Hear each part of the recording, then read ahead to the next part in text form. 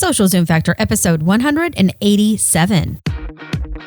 Driving results in business these days takes something special. It's a combination of the right info and the right energy.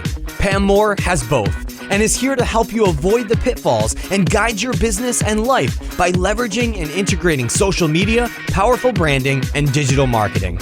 Welcome to Social Zoom Factor. Now it's time to live life zoomed.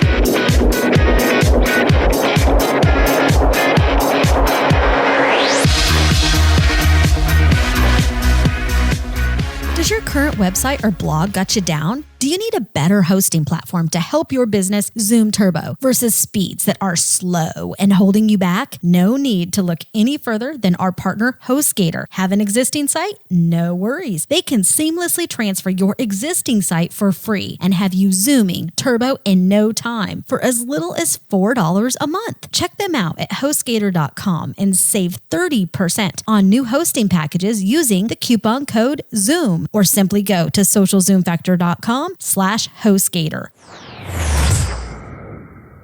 The Marketing Nuts Agency helps companies transform their social and digital business from the inside out. Visit their website at www.themarketingnutswithaz.com for a client list, case studies, and some amazing free resources to get you started down the path of success.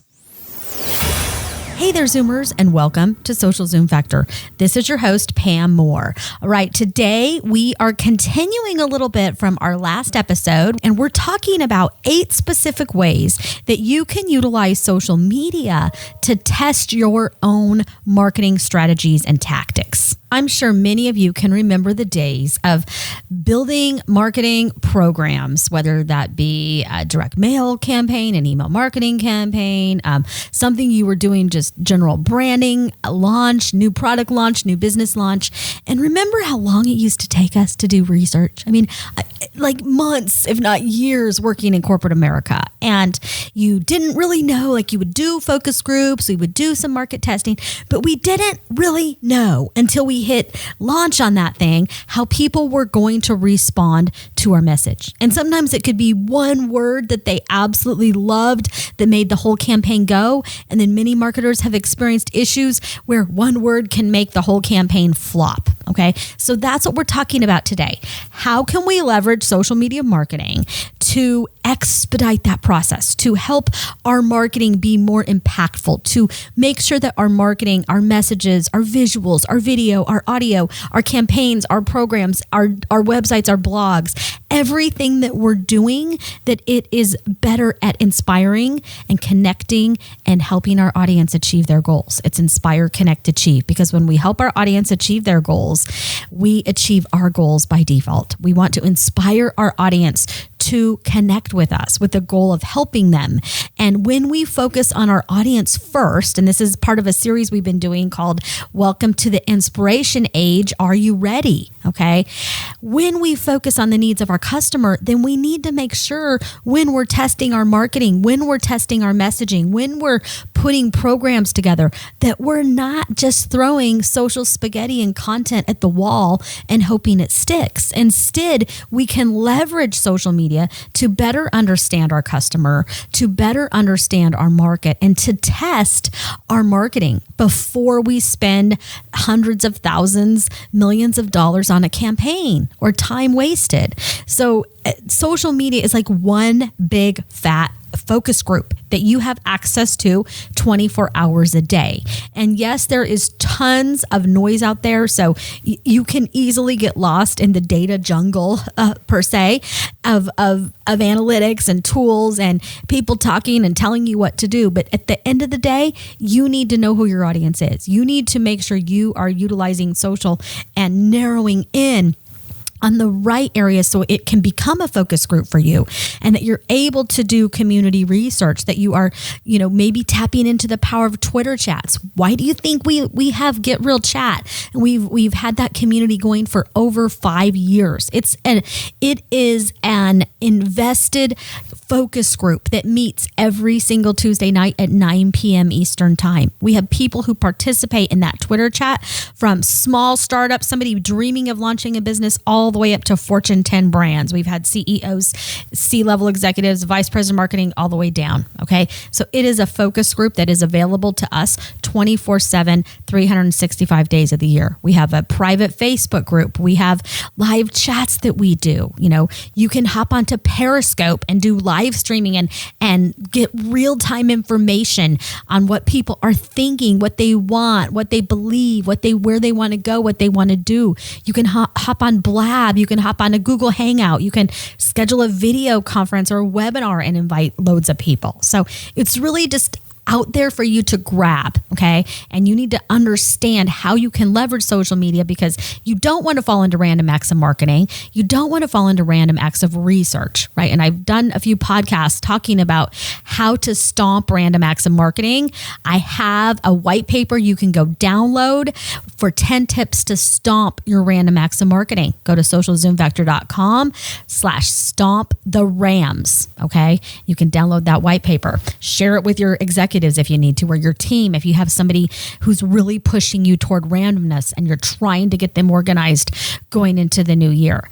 Now, let's shift gears and let's talk about what are some of the actual things that you can test with social media. Okay, so how can you test your marketing? You're like, Pam, tell me how I can do this. One easy way is you can test your headline. So we're going to kind of break this down into the different campaign elements, different marketing elements that you would be creating in regard to content and programs, and how you can test those things even before you put your whole program together. So headlines is a big thing. When you're looking at blog content, for example, or podcast content, or even Periscope content or Hangout content, even content that's on an open form type of text blog on Facebook, that headline is everything. And the value of social, and specifically even Twitter, is I can publish a blog post and I can test headlines, and immediately I will know whether that headline is a winner or whether it's a dud. Okay, I know immediately because I have over almost 260,000 people that follow me on Twitter now. And so if I tweet something and it doesn't immediately get clicks, and I usually get, between 50 to 100 up to 900 clicks easily within minutes on one single tweet that I send if it has a URL. So if I look at that and it's more toward the 50 to 100 within a few minutes, I know it's probably a dud. Or it could sometimes just be that not a lot of people are seeing that on Twitter that time. It could be a busy morning. It could be, they're out enjoying life. So you can't always look at it. You need to test it a couple times, but depending on what's happening on that social network, wherever you're testing it, once you start to get into social media and you're comfortable with these platforms, you'll have a feel for, is this a good morning on Twitter or a bad morning on Twitter? If it's a good morning on Twitter and you're tweeting something and you have an engaged audience at that moment and you are not getting click-throughs, then you're probably going to want to rethink that headline, and so you can look at how people are retweeting it. What content are they adding when they share it? If they retweet your content, are they saying great information? If they're posting it to Facebook, you can see what they're, what is that qualitative data telling you, what people are thinking of that content, and what is the quantitative data? How many clicks are there? How many shares are there? Are you getting follower growth from that content? And the thing is, the headlines leads us into how we can then create the rest of the content. We know whether that content resonates, which is number 2, key messages for content we can test. Because if the headline that you just tested was going to be an Uber message for your campaign and it flops when you do a couple tests on social media, you probably need to look at that. If you haven't done any other focus groups or market research and you've posted it, quite a few times to social and you're not getting any pickup with it, you probably need to look at if that is the right message. Because if you have an engaged audience and they're not liking it and they're not following you and they're not engaging with that content, and they're not sharing, there's probably a reason. Okay. And without being involved in helping you create your marketing strategy and know what's going on, I can't tell you. It could be many, many factors. So I'm simplifying it for use on today's discussion. But for looking at key messages, you can look at clicks, engagement, again, follower growth, shares. You'll know is it working, is it not working. I encourage you to use different mediums for this. So test out video, audio, visual, and see what works best. See, with some of those headline and content tests, what content format are they liking the best? Number 3 is pre-test campaign themes. So if you are launching a big campaign or a program, test those themes. So hopefully you have a message architecture or a campaign architecture of your key messages that you are going to be sharing and that you hope to be resonating with your audience. And let's say you have that broken down. If any of our clients know that work with us, that we will have that for you. We have a message house we put together, and we have a campaign architecture we put together. We know what those key messages are, what those key themes are. And then we can test those even before they go live. So you can test those in tweets. You could test those on a Facebook post. You could go so far and test them on a blog post. We do that a lot. So as we're building up to a big campaign launch, you will see us testing content on podcasts and testing content on Facebook and Twitter and maybe some short video. We've had a lot of great success recently with a short Twitter video and even Snapchat video. They're video that are 30 seconds long or less, and our audience is loving them, right? I can just grab the iPhone and talk into the iPhone and share a blurb of information, and we're getting engagement. We're getting feedback. We're learning about our audience and what people are thinking of the content. Little do they know that they're helping us build our strategies going into next year. I listen to how they reply. I listen to how they're engaging, and it's helping us put our marketing programs together for 2016. Same thing goes for like free-form content on Facebook. They now have the ability for you to do a free-form longer post, right? You can test the key messages there. You can test the campaign themes and the headlines. And then same thing goes for visual. Okay, so visual is number 4. So visual marketing. How can you test your visual marketing? Okay, easy things are posting visuals to Twitter, posting visuals to Facebook, posting visuals to Instagram, to Pinterest, even the visuals that you may use on a blog post that you're using on your website, on your blog, visuals that are on your Twitter cover image, your Facebook cover image, your Google Plus cover image, your LinkedIn Plus cover image. And on LinkedIn, that would be your personal page, your business page, or even your business showcase page, as well as the visuals that you are sharing in your personal posts on LinkedIn or on the business page posts on LinkedIn. So basically everywhere that you can have a visual, any social network where you can have a visual, how are people responding to that visual? Because if you're getting ready to launch a really visual rich campaign or program for the upcoming new year or the holidays, test it out first on social media. Before you go spend loads of time and money on all of those visuals, see how people respond on 1 or 2 social networks, and then take it from there. So I know we're getting deep into some content and ideas here on how you can utilize social media to test your own marketing strategies and tactics. I have 4 more powerful tips for you, but we need to hear a few words from our sponsors. So please give them a listen, and I will be right back.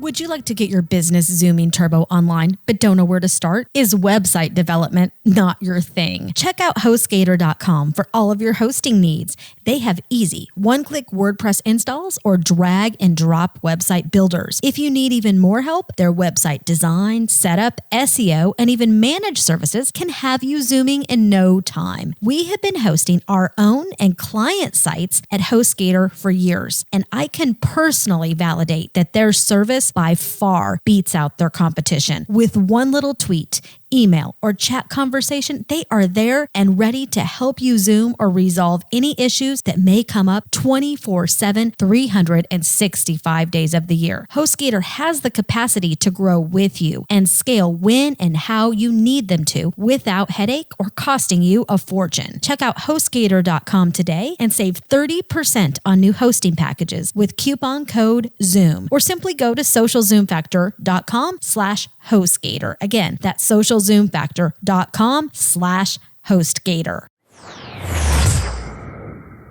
Do you ever feel stuck in a rut, like your online business and social business isn't all that it could be? The Marketing Nuts Agency helps small businesses clear up to the Fortune 50 brands, provide clarity and vision for current and future programs. The Marketing Nuts believe in ROI-driven decision-making while still inspiring audiences with relevant content. From social business strategy and consultation, influencer marketing, to corporate training and workshops, and fully outsourced digital and social programs. The Marketing Nuts helps you prioritize your investment, impact business goals, and inspire your audience to invest in a relationship with you. To start the conversation, visit www.themarketingnuts.com. I'm back. All right, number 5 way for you to test your own marketing strategies and tactics with social media is figuring out what are the best mediums for you to use for your entire marketing program, not just your social program, but your marketing program. And I'd say this is one of the areas that most businesses waste the most time and money. Okay. So they chase shiny new objects and they follow people on blogs and different formats and videos and periscopes. And every time there's a new social network or a new shiny toy that is launched, you always have a group of people telling you need to jump ship, right? You need to jump ship from Google Hangouts and go to Blab or go to Periscope or go to whatever video platform it is. No, you need to figure out first, who is your audience? What are your goals and objectives? And where does your audience want you to be? Where are they, first of all? If you're brand new to social media and you have no following, you don't need to even go worry about the new shiny object. The first thing you need to do is figure out what are the platforms your audience is, your ideal customer is using. Where are they communicating? Where are they engaging? How are they communicating? That's a lot of the things we talked about in the prior episode 186. So you need to figure out where is your audience, and then you need to start testing utilizing video, utilizing Facebook, utilizing Twitter, Pinterest, Snapchat, LinkedIn, and the list goes on and on. Do they want you to engage on Periscope? They may love you to engage there. Do they want you on Blab? Do they want you on a video conference? Do they want webinars? How do they want to communicate with you? How do they want to listen to you? And what type of content are they wanting to hear from you? But you can really leverage social media to figure out what are the best mediums and where do you get the best response? Where do you get the best engagement? Where do you get the most views, the most downloads and comments? There's a reason that we use podcasting. Okay.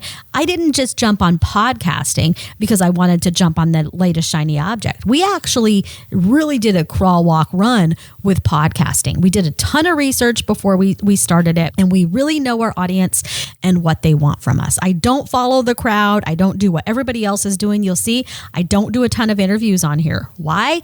Because our audience has told us they want content, right? I know that this podcast is providing value and it is converting like crazy for us. We get a ton of leads and people that come to us and say they love our podcast and they want to work with us now. And we have taught them a ton of information. Okay. It works for my audience. It works for my business. So make sure when you're choosing mediums and formats and strategies and tactics that you're not just following the crowd. Don't join the echo chamber.